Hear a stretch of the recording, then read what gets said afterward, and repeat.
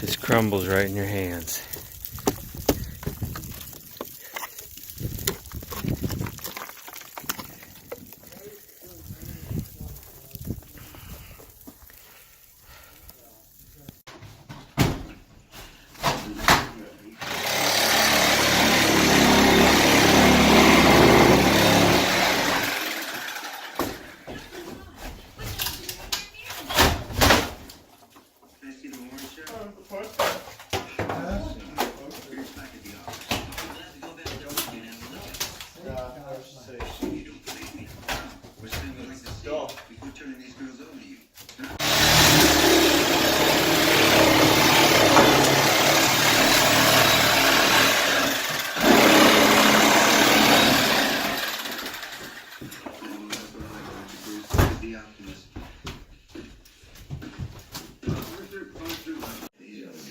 Okay, it's going.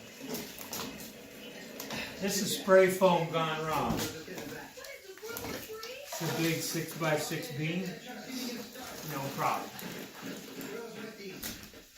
Either I'm Superman, or this thing's light and as moldy as a feather. See the goo coming out the bottom? Spray foam gone wrong right here.